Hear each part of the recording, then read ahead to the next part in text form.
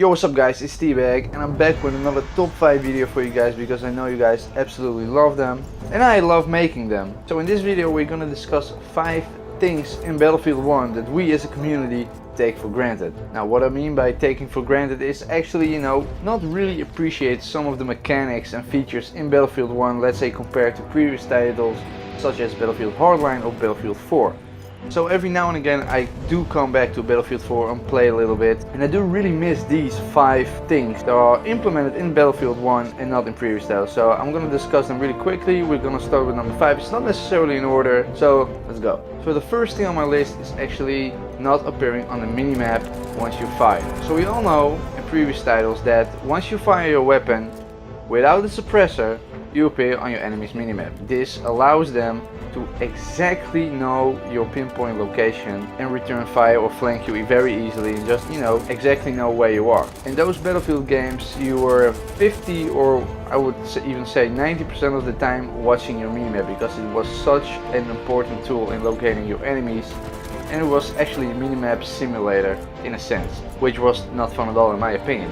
So that's why it's the first thing on my list, and trust me, when you come back to Battlefield 4 or Battlefield Hardline or whatever Battlefield, you really notice this feature. So I do really like the fact that you don't appear on your minimap in Battlefield 1 once you fire a weapon. So that's the first thing on my list. Now the second thing, and this is actually a big one for me and really underappreciated, is the fact that you can vault over a numerous amount of large or small objects. In previous titles you could normally vault over objects about the height of your hip, but as you can see on the screen right now, and obviously you all know if you play the game, you can vault over ledges, large fences, height even larger than yourself. You just climb onto them and hop over. In my opinion, this allows for numerous amount of flanking routes, and it actually opens up a whole new dynamic to certain maps in Battlefield 1. You can play a little bit of a cat and mouse game, if you know what I mean. It's a lot of fun, and I really do like this feature.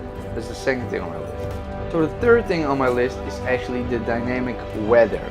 Now this isn't obviously really a gameplay changing feature, maybe except for when the fog rolls up, but we all can appreciate the visual aspect of it. Now in previous titles you don't really have this feature, at least not in the same amount as in Battlefield 1. You can have, for example, here in St. Quentin Sky, you can have rain, you can have clear weather, you can have fog, and the fog really forces you play a little bit more closer to each other, obviously because of the limited view distance. We have in Sinai Desert obviously the sandstorm, and I'm pretty sure with the new DLC coming out in the name of the Tsar, which will be taking place in Russia and snowy maps and stuff, we're gonna see a lot of snowstorms, which I really looking forward to. So that's the third thing on my list. Now the next one is actually the sliding mechanic. Now this isn't really a very big feature in Battlefield 1, but I do miss this when coming back to, for example, Battlefield 4. It's just a neat little feature that allows you to, for example, slide around in a corner and really throw off your enemy and just getting behind cover a little bit more efficient. You still have the speed while sprinting for a couple of seconds while you're gonna crouch. So in my opinion, that's a pretty cool feature, and I really miss those in previous titles.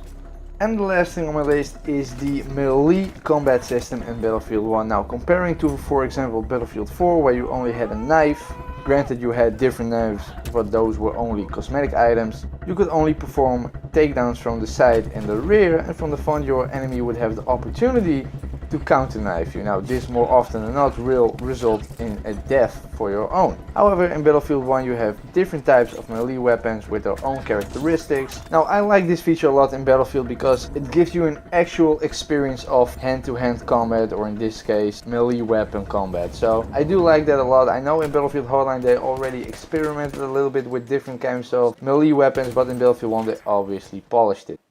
So guys, that was my list of 5 things that we as a community take for granted in Battlefield 1. I hope you enjoyed the video. If you have some things of your own, please leave them down in the comments below. I'm really curious to see what you think of it. And with that being said, thanks for watching, and I see you guys next time.